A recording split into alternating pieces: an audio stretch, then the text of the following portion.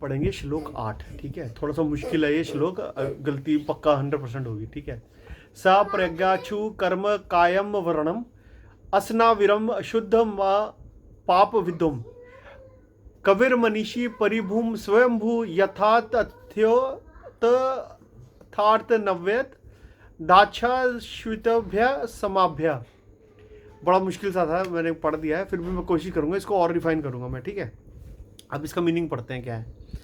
तो ये बोल रहे हैं कि वह आत्मा सर्वगत शुद्ध अशरीरी अक्षत स्नायु से रहित निर्मल अपाप हत सर्वद्रष्टा सर्वज्ञ सर्वोत्कृष्ट और स्वयंभू है। यानी स्वयं ही जन्म लेने वाली, अपना निर्माण खुद करने वाली। जैसे कि ना स्वयंभू का मैं मतलब समझाता हूँ आपको। क्या होता है कि आपने मटर का दाना देखा होगा। ठीक है, मटर के दाने को कई बार आप खोलते हो तो उसके अंदर से आपको एक छोटा सा कीड़ा दिखाई देता है। वो कीड़ा अपने आप पैदा हुआ है, वो उसका उसका कहीं पे उसके माता पिता नहीं है, वो अपने आप पैदा होता है, उसमें जीवन होता है। देखो तो उसी ऐसी इसको स्वयंभू बोलते हैं कि जो चीज़ अपने आप अपने आप को बना लेती है। ठीक है, उसी ने नित्य सिद्ध संवत्सर नामक प्रजापतियों के लिए यथा योग्य रीति से अर्थों कर्तव्य और पदार्थों का विभाग किया है। वह पूर्वोक्त आत्मा पर्यग्रात परि सब और अगात गया हुआ है, अर्थात आकाश के समान सर्वव्यापक है।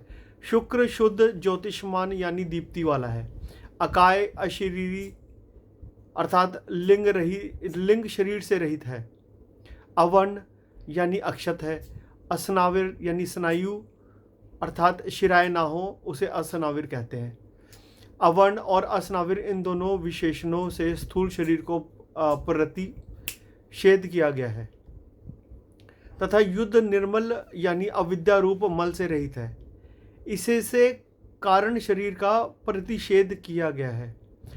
अपाप विद धर्म अधर्म रूप पाप से रहित है।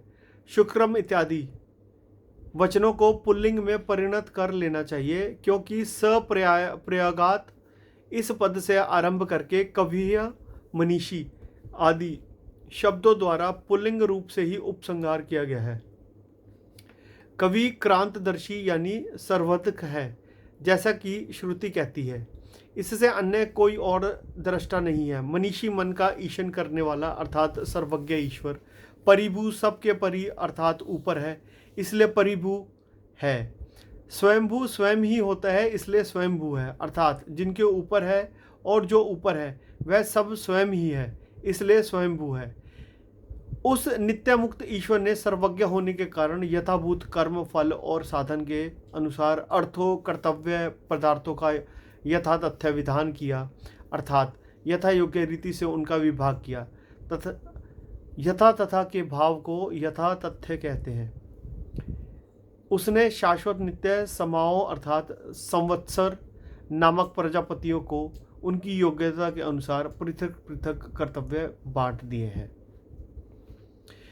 ज्ञान मार्ग और कर्म मार्ग, ये अगला है श्लोक। अब मैं इस श्लोक का जो है ना आपको बड़ा सिंपल सी लैंग्वेज में समझाने की कोशिश करता हूँ। ठीक है, सीधा सा जो अर्थ इसका ये है ना कि वह परम सत्य है, हर जगह फैला हुआ है, वह निर्मल है, शरीर से बंधा नहीं हुआ, किसी घाव दोष या पाप से प्रभावित नहीं होता।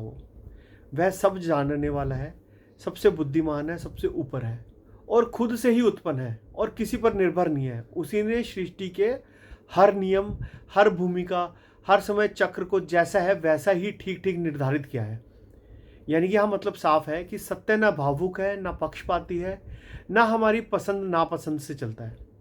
वह निष्पक्ष शुद्ध और स्थिर नियम की तरह काम करता है। अब असली बात, इसको आज के युग में आज की जीवन में कैसे अपना सकते हैं। तो जीवन में जो होता है ना उसके प्रति दृष्टि, आज जो मनुष्य हर बात को मेरे साथ ही ऐसा क्यों हुआ के चश्मे से देखता है ना, चीज़ें व्यक्तिगत नहीं होती हैं, नियम के अनुसार होती हैं। अगर ये बात समझ में आ गई तो शिकायत कम होती है और स्वीकार्यता ज़्यादा हो जाती है।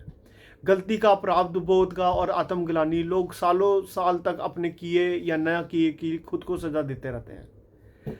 पर यह श्लोक बोलता है कि सत्य दोष नहीं पकड़ता, वह सुधार का मौका देता है।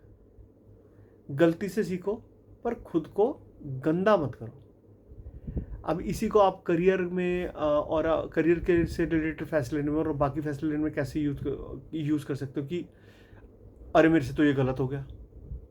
आज हर फैसला डर से ही होता है, और आधे से ज़्यादा लोग ये बोलते हैं कि अरे भैया मेरे से तो गलत फैसला हो गया, गलत मैंने डिसीजन ले लिया। तो ये श्लोक बोलता है कि नियम साफ है, ईमानदारी, स्पष्टता और समझ से लिया गया फैसला लंबे समय तक गलत नहीं जाता, वो कहीं ना कहीं जाके ठीक हो जाता है अपने आप में। और एक्सपेक्टेशंस, हम चाहते हैं कि लोग वैसा करें जैसा हम सोचते हैं, पर ये श्लोक बोलता है कि दुनिया न्याय के नियम से चलती है, आपकी अपेक्षा से नहीं चलती। ये समझ आ गई तो रिश्तों में करवाहट भी घट जाएगी। अब इसी को हम अध्यात्म में कैसे यूज़ कर सकते हैं कि अध्यात्म को प्रैक्टिकल जो बनाना है ना अगर आपको, तो ये श्लोक भगवान को भावना नहीं बल्कि सत्य के सिद्धांत बनाकर समझाता है कि जो सिद्धांत है ना वो सत्य ही है। भावुकता नहीं, स्पष्टता अपनाओ। आज के समय का जो सार है ना इस श्लोक के बारे में कि सत्य भावनाओं से नहीं नियमों से चलता है, और जो नियम को समझ गया वह जीवन को समझ गया। राधे राधे।